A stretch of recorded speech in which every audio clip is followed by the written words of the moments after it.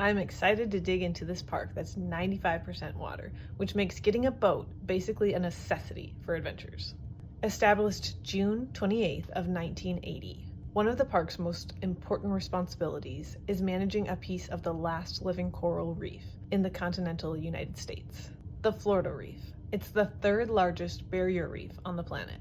One of the cool things about barrier reefs is they do as their name states, act as a barrier against waves and storms, minimizing the wave's energy when it reaches the shore, and in turn, that keeps back the floodwaters. So, not only are reefs helpful in that way, they also provide a home to one of the most biodiverse ecosystems on the Earth. Over 6,000 species find refuge on the Florida Reef. Sharks, turtles, and invertebrates, down to tiny pygmy seahorses measuring at just 1 inch.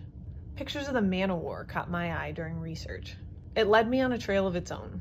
These creatures are so strange, floating on top of the water, looking like a balloon, but down below, venomous tentacles that ensnare their prey can hang and reach up to 165 feet, though average is around 30 feet, which is like 6 of me standing on top of each other.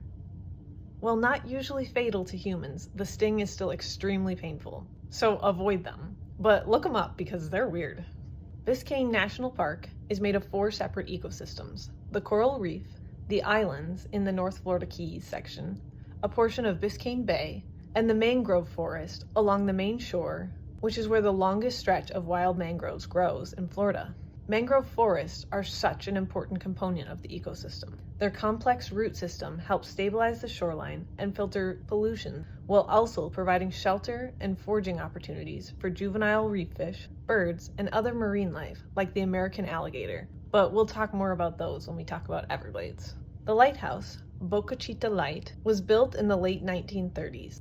Usually lighthouses are sanctioned and built for navigation, but I learned that Boca Chita Key was a private island owned by Mark C. Honeywell. He built the lighthouse to lead guests to his parties. Shortly after, the U.S. Coast Guard ordered the lighthouse to be turned off because it had not been authorized as an official navigation aid and was considered a hazard. So while it was never a heroic beacon to ships, it's still a piece of history that's over 100 years old, weathering the Florida storms. Speaking of ships and lighthouses, the historic Fowey's Rock Lighthouse was built in 1878, and while no longer open to the public, being partially submerged, it's a popular dive and snorkeling spot on the Trail of Shipwrecks. The trail features 6 of the 50 shipwrecks within the national park. I would love to snorkel here someday, but I have to get over my fear of sharks and now man-o-war.